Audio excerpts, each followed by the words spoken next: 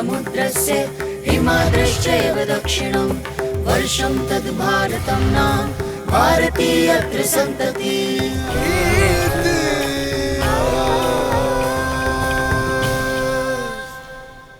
नमस्ते, इतिहास का आज का कार्यक्रम में स्वागत। Today we have come to Aurobindo Ashram where we will learn about Rishi Aurobindo. Aurobindo Ghosh, born with the name of Aurobindo Ackroyd Ghosh, indicating what his family and particularly his father intended for him, destiny intended otherwise for Rishi Aurobindo. Studied in Britain, over a course of time learned several languages in different degrees. He probably knew more than about 12 different languages. He scored a pretty high rank in the ICS exam, the Indian Civil Service exam, decided to opt out, returned to India. In Baroda, worked in Baroda. In Kolkata, he was the first principal of the National College, which today we know as Jadavpur University. He was caught up in the revolutionary movement, the Alipur bomb case, solitary confinement in Alipur jail, which marked his transition to the search for what is within, the search for Adhyatma, the move to Pondicherry, Aurobindo Ashram, and when India celebrated its first Independence Day, that happened to be Sri Aurobindo's 75th birthday also. He was twice nominated for the Nobel Prize, once in literature, once for peace. In this episode, we will learn how the revolutionary Aurobindo Ghosh became Rishi Aurobindo. We will learn about what he wrote. We will learn about what he taught.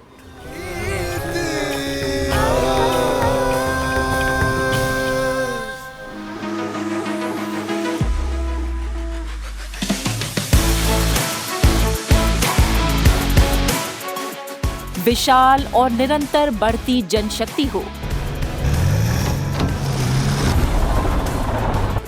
या सैन्य शक्ति,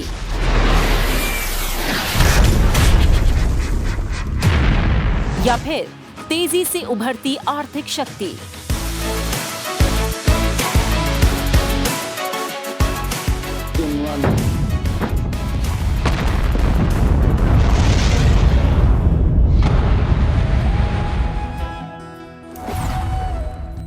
विश्व की एक प्रमुख महाशक्ति है भारत। भारत के वर्चस्व और भावी भविष्य का सपना देखने वालों में महायोगी और युग दृष्टा महर्षि अरविंद का नाम बड़े ही आदर के साथ लिया जाता है। 15 अगस्त 1872 को कलकत्ता में जब श्री अरविंद घोष पैदा हुए, उस समय भारत भूमि पर आजादी की लड़ाई चल रही थी। हर तरह के विचारक और क्रांतिकारी अपना योगदान दे रहे थे। कैम्ब्रिज के किंग्स कॉलेज से पढ़ने और 13 वर्ष तक बड़ौदा राज्य में महाराजा सयाजी राव गायकवाड़ के यहाँ प्रशासनिक और शैक्षिक सेवा के बाद श्री अरविंद भी इसी लहर में कुछ समय बहकर एक घनघोर क्रांतिकारी के रूप में सामने आए, और वो इस कदर उभरे कि अंग्रेज अधिकारियों के लिए एक बड़ी परेशानी का सबब बन गए। अंग्रेज सरकार ने श्री अरविंद को मई 1908 से मई 1909 तक विचाराधीन और संदेहास्पद कैदी के रूप में जेल में बंद रखा। अलीपुर जेल से रिहाई के बाद श्री अरविंद ने उत्तरपाड़ा में 30 मई 1909 को ऐतिहासिक भाषण दिया था, जिसमें उन्होंने भारत के राष्ट्रवादी आंदोलन की सार और लक्ष्य को इस प्रकार रेखांकित किया। मैं अब यह नहीं कहता कि राष्ट्रवाद एक पंथ, एक धर्म, एक आस्था है। मैं कहता हूं कि यह सनातन धर्म हमारे लिए राष्ट्रवाद है। इस हिंदू राष्ट्र की उत्पत्ति सनातन धर्म के साथ हुई है। इसके साथ यह चलता है और इसी के साथ यह बढ़ता है। जब सनातन धर्म का पतन होता है, तब राष्ट्र का पतन होता है, और यदि सनातन धर्म नष्ट होने में सक्षम होता, तो सनातन धर्म के साथ यह नष्ट हो जाता। अलीपुर जेल में ही श्री अरविंद को श्री कृष्ण की कृपा का विशेष अनुभव हुआ। और उन्हें कई महत्वपूर्ण आध्यात्मिक अनुभव हुए। इन अनुभवों ने उनके जीवन का मार्ग प्रशस्त किया। उन्हें समझ में आ गया कि स्वतंत्रता से ज्यादा महत्वपूर्ण है कि स्वतंत्र भारत की नींव आध्यात्मिक विचारों पर रखी जाए, जो सनातन धर्म के अनुसार हो। इसके लिए उन्होंने पौंडीचेरी में अरविंद आश्रम की स्थापना की। बंगाल की खाड़ी के किनारे स्थित पुदुचेरी यानी पौंडीचेरी पर्यटन की दृष्टि से ही नहीं, आध्यात्मिक और सांस्कृतिक दृष्टि से भी महत्वपूर्ण स्थान है। भारतीय स्वतंत्रता संग्राम को क्रांतिकारी स्वरूप प्रदान करने वाले श्री अरविंदो ने 1910 में अपने राजनीतिक जीवन से अलग होने के बाद पौंडीचेरी को ही अपनी कर्मभूमि और तपोभूमि बनाया। पौंडीचेरी में रहकर ही उन्होंने योग और गहन साधना की और अपनी आध्यात्मिक शक्ति से भारतीय स्वतंत्रता संग्राम को एक नई दिशा प्रदान की। श्री अरविंद ने फ्रांस से आई मीरा अल्फासा को अपनी आध्यात्मिक सहयोगी और महाशक्ति महामाता के रूप में स्वीकार करके विश्व को नया दृष्टिकोण दिया। मीरा अल्फासा को द मदर या श्री मां के रूप में जाना जाता है। उन्होंने पुडुचेरी स्थित अरविंद आश्रम और ऑरोविले के साथ उनकी दृष्टि को प्रकट करने में मदद की। महर्षि अरविंद ने यहीं पर योग शक्ति और मंत्र शक्ति का आश्रय लेकर देश को स्वतंत्र कराने में प्रत्यक्ष के साथ साथ सूक्ष्म रूप से भी बड़ी महत्वपूर्ण भूमिका निभाई थी। महर्षि महायोगी श्री अरविंद के पौंडीचेरी का यही वो आश्रम है जहाँ वो 40 साल रहे और इनमें 24 साल वो अपना आध्यात्मिक लक्ष्य पूरा करने के लिए एकांत में साधनारत रहे। महर्षि अरविंदो के आश्रम का यही वो कक्ष है जहाँ बैठकर उन्होंने आत्म कल्याण के लिए नहीं, राष्ट्र कल्याण के लिए, विश्व कल्याण के लिए तप किया था, योग साधना की थी। महर्षि अरविंद का यह आश्रम आज भी हमें उनकी याद दिलाता है और सदियों तक यूं ही याद दिलाता रहेगा। महर्षि अरविंद ने अनंत सत्य की खोज में सतत साधना द्वारा अपनी आध्यात्मिक दार्शनिक विचारधारा का विकास किया। परम चैतन्य महायोगी ने कहा कि आध्यात्मिकता वास्तव में भारतीय मन की प्रमुख कुंजी है। अनंत की भावना यहाँ जन्मजात है। शाश्वत सत्य किसी भी धर्म या पंथ या शास्त्र या विचार या दर्शन इन सब से बड़ा है। यदि कोई धर्म सार्वभौमिक नहीं है तो वो शाश्वत नहीं हो सकता है। जिसे हम हिंदू धर्म कहते हैं वो वास्तव में सनातन धर्म है, क्योंकि ये अन्य सभी धर्मों को गले लगाता है। महर्षि अरविंद के योग को हम इंटीग्रल योगा या पूर्ण योग के नाम से जानते हैं, जो वस्तुतः मानव मस्तिष्क पर परम चेतना का अवतरण है। 73वें गणतंत्र दिवस पर राजपथ पर भव्य झांकियों में केंद्रीय संस्कृति मंत्रालय ने श्री अरविंद की 150वीं जयंती के उपलक्ष्य में उनके जीवन और कार्यों पर झांकी प्रस्तुत की। मेरे लिए देश मां है, उसके प्रति मेरा श्रद्धा भाव है और मैं उसकी पूजा करता हूं।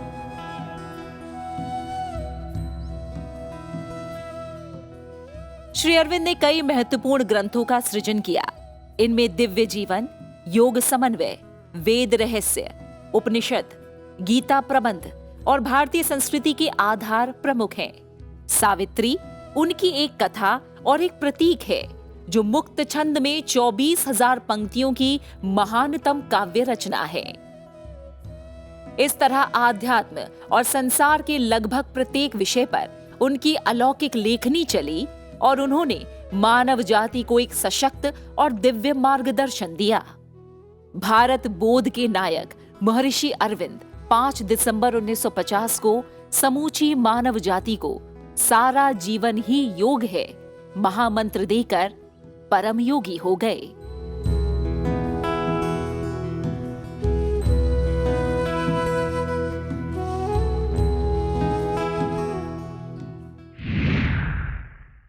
To understand about Rishi Aurobindo, I am joined by two very, very dear friends, Maitri Prasad, Devdeep Ganguly. Namaste, welcome. Let me start with you, Maitri ji. Everyone knows a little bit about Rishi Aurobindo. But sometimes people are not aware about the enormous amount of translations that he did. So please tell us briefly about the translation work. Sri Aurobindo, as you have already said, had studied in Britain. Apart from the fact that he went to school like any other English schoolboy, the person who was looking after him, hosting him, taught him Greek and Latin. And at a very young age, Sri Aurobindo was a master of Greek and Latin. Apart from that, he learnt the other European languages.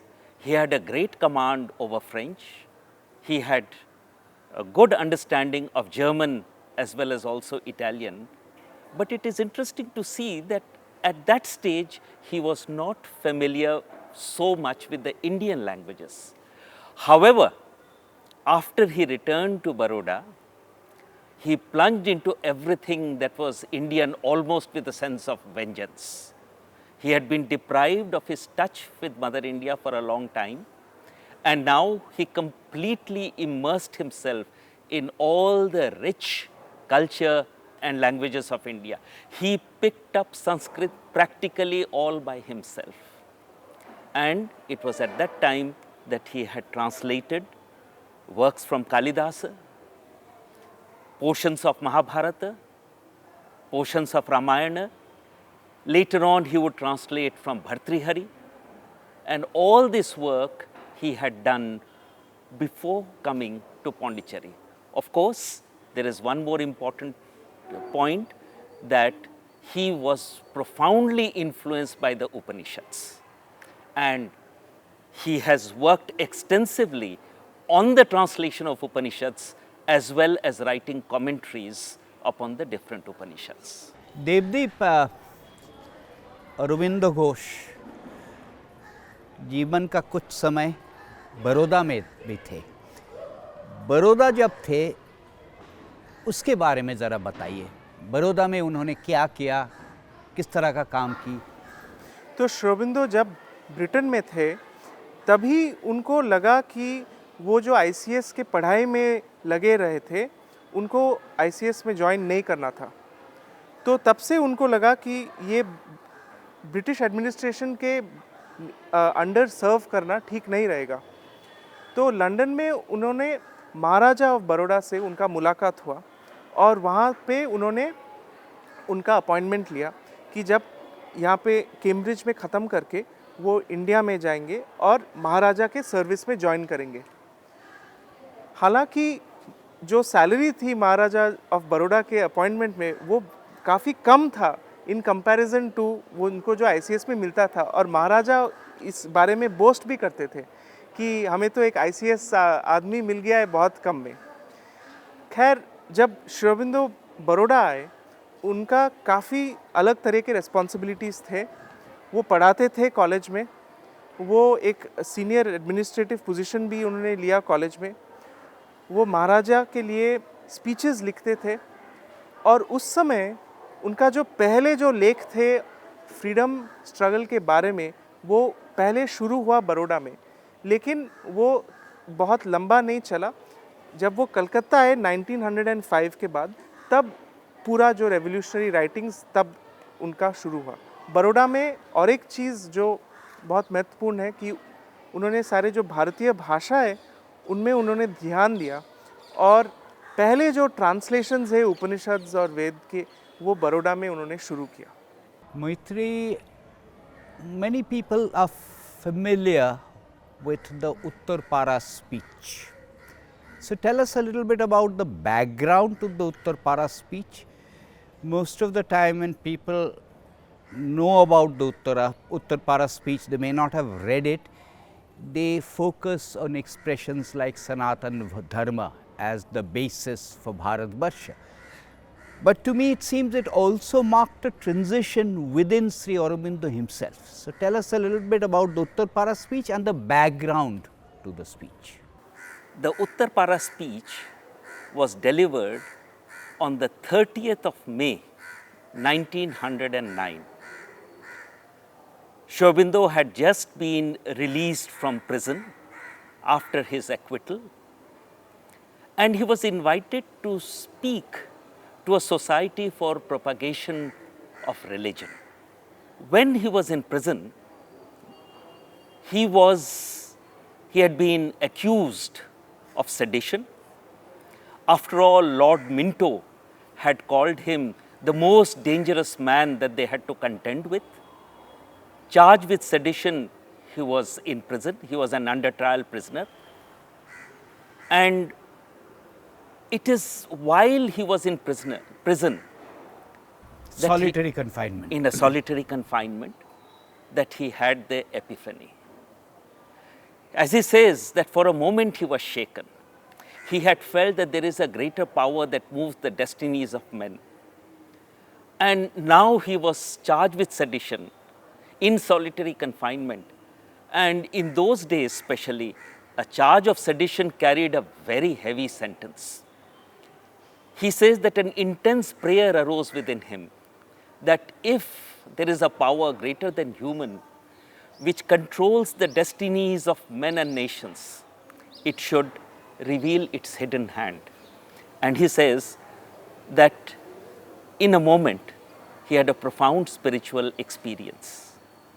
He saw the presence of the same divinity in everything, which he calls Vasudeva, which assured him In the magistrate, in the prosecutor, in the magistrate, in the fellow prisoner. even in the prosecuting counsel. Once this was done, he said, as far as he was concerned, he left everything to that power and did not concern himself with the proceedings as they went on. He was acquitted. He came back, and within 3 weeks or so, he was asked to speak there. And it is interesting to know that this is the first time and the last time that he spoke publicly about his inner spiritual experience. Of course, he had a very intense inner spiritual life. That's a different matter. That we find in his poems, that we find in his letters, but publicly he never spoke about it. Until Uttarpara, first time and last time. What did he say? He said that, of course, we have to continue the work of nation building. Of course, the thing that has started, be it Swadeshi, be it the self-reliance that we are relying upon, has to continue. But it has to have a deeper foundation.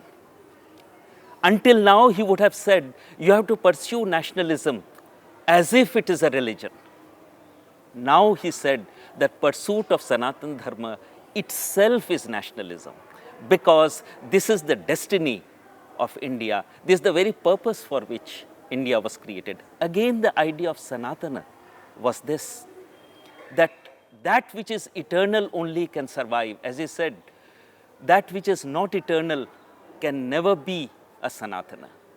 And therefore, he said Sanatana Dharma is not bound by any particular doctrine or any particular line, but it embraces all that exists. Devdeep, why Puducherry, why Pondicherry at that time? Why did he move here? So he says that when he was after his release from Alipur jail, he went back into the freedom movement.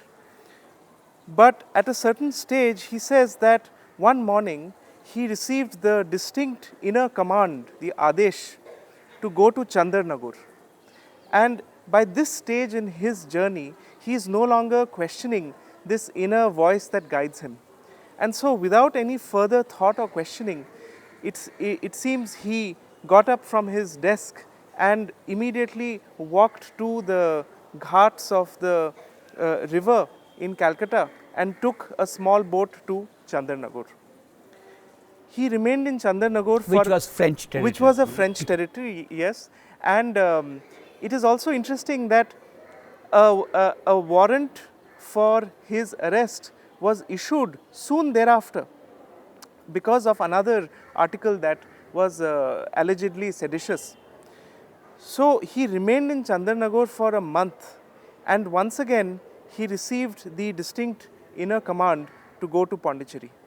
And so assuming alias, and there's a very interesting story that we will not have the time to go into, but he reaches Pondicherry even while he is one of the most well-known figures and wanted persons in the British setup.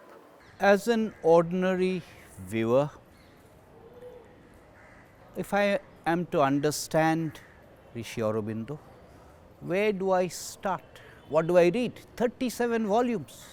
So what would be your basic Sri Aurobindo reading list? So what I feel is that Sri Aurobindo has written on a wide variety of topics.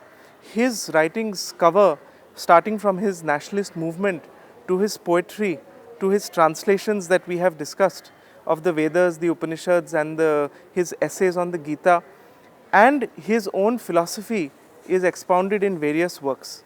Even there, we find that he has touched upon many different subjects, such as integral yoga philosophy, but also the practice of yoga, as also the application of his ideas to the social and political field. So, and towards the end of his life, we have also, he worked intensively on Savitri, which is one of the largest epic poems in blank verse. Further, he wrote letters, a large number of letters to disciples and others who asked him questions on a variety of topics. So what I always feel is that it is best to start with what appeals to the individual reader, because people have different inclinations. So based on the... And certainly Savitri is not for everyone. Yes, both because of the immensity of the work, the depth of the work, and also the fact that it's written in a very symbolic and mystical way. So I think it is best for individuals to see what appeals to them and be drawn to the work and start from there. Well, Devdev avoided the question. So Maitri, do you have a, is it Life Divine? Is it Essays on the Gita? आप ये एक व्यक्तिगत प्रश्न पूछ रहे हैं। हाँ बिल्कुल व्यक्तिगत। तो इसीलिए मैं व्यक्तिगत जवाब ही दूंगा। 2 वॉल्यूम हैं जिसने मुझे बहुत प्रभावित किया, जिन्होंने मुझे बहुत प्रभावित किया।